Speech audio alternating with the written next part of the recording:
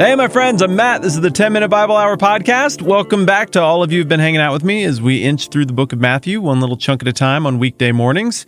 Welcome to all of you who are here for the first time.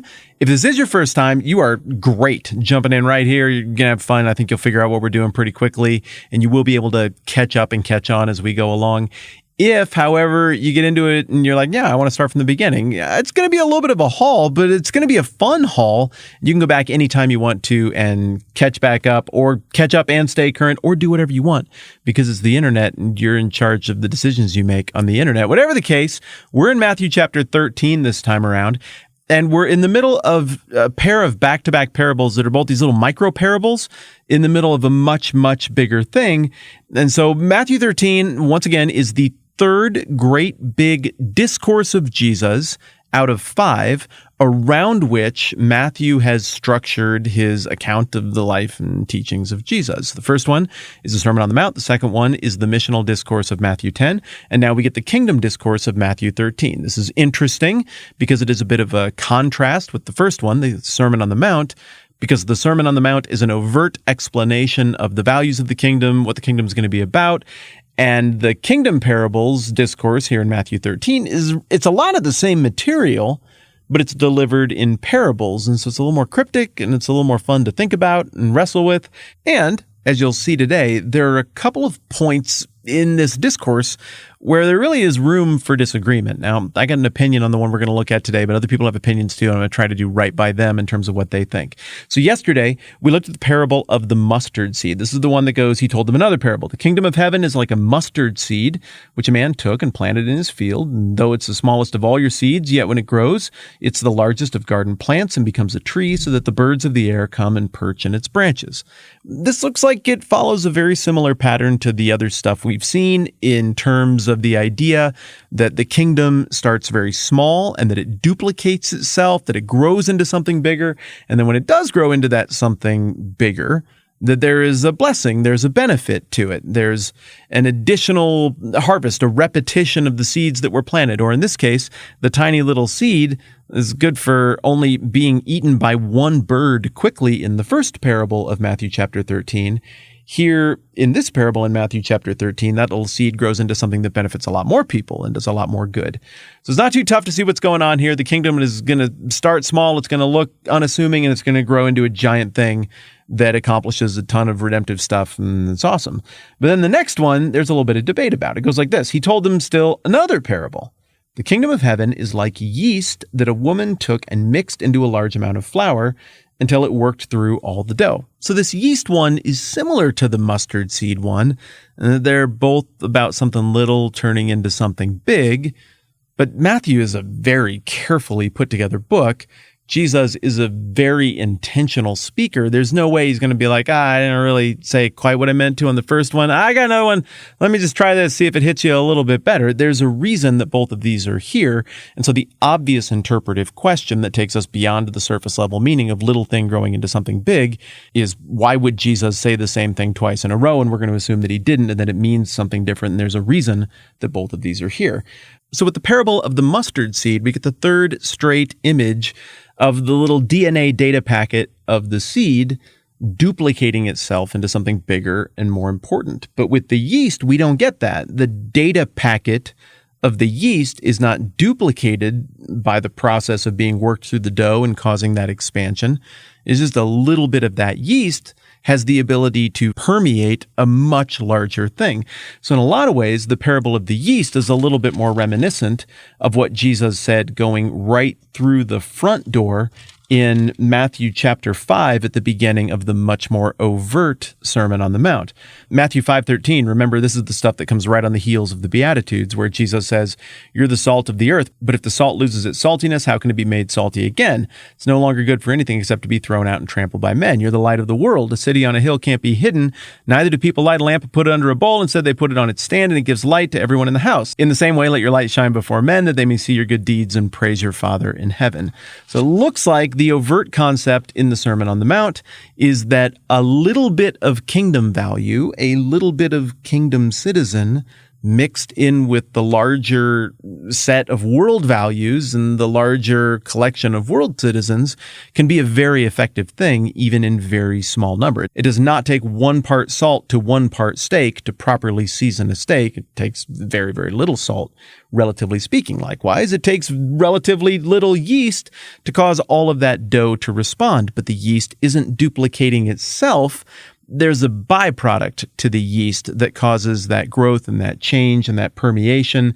And at this point, maybe we could stretch the parable a little bit and imagine that Jesus is talking about kingdom citizens doing kingdom citizen value things and that causing some kind of secondary good.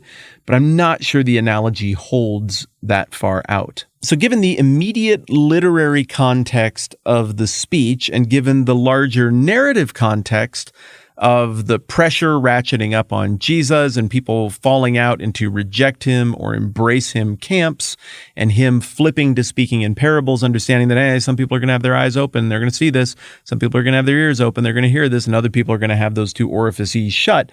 Acknowledging all of that, my best guess is that what we're getting here is Jesus is saying, hey, it might look like this kingdom thing just does not have the momentum necessary to change something this big, but it's only going to take a teeny tiny little drop of kingdom stuff to have a vast transformative effect on this larger world system. There are other people who look at this and raise the objection that I think literally everywhere else in the Bible, yeast is used as a metaphor for evil or sin. This is why you've got the unleavened bread in the Old Testament feasts.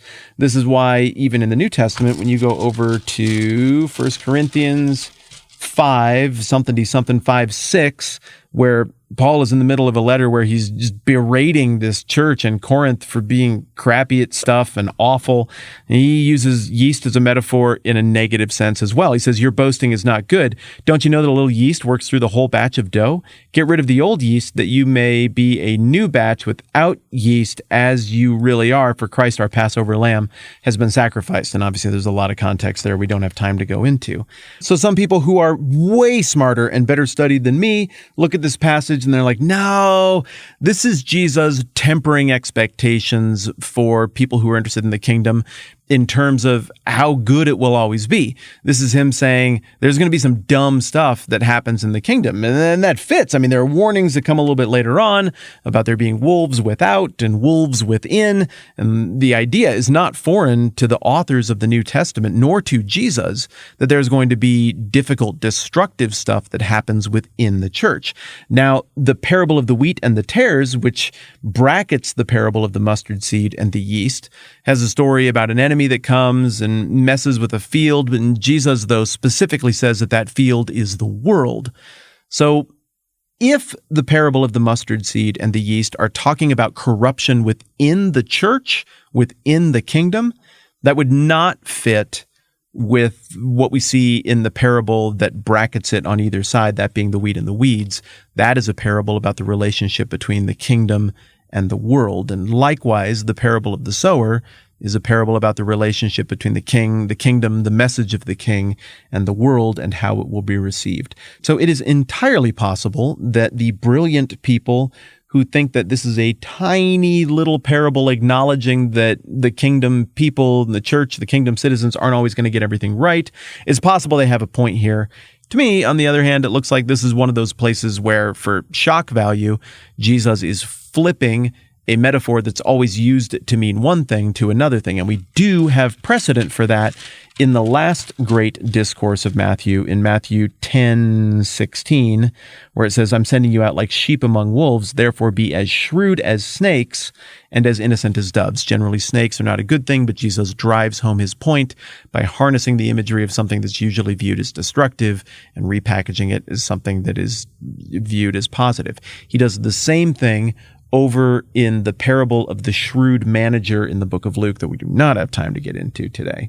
If this parable does happen to mean that there's going to be problems and flaws within the kingdom citizenry and you should not be surprised by that, it's a great parable because that's totally true and lines up with the rest of the Bible. If this parable means that a tiny bit of kingdom stuff has the potential to permeate the much larger world system, so don't despair if the thing seems very, very small right now, which I think fits a little bit better with the literary and narrative context. That would also be a great parable that also bears out in the way the rest of the text goes on to describe how the relationship between the kingdom and the world works.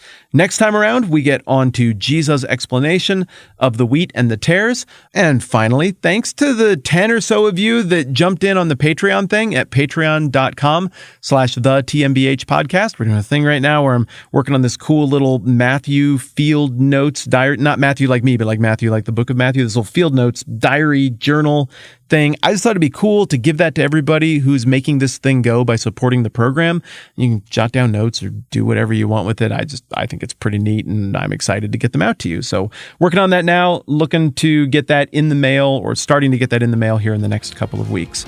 All right. Thank you so much to all of you for hanging out with me. I'm Matt. This is the 10-Minute Bible Hour podcast. Let's do this again soon.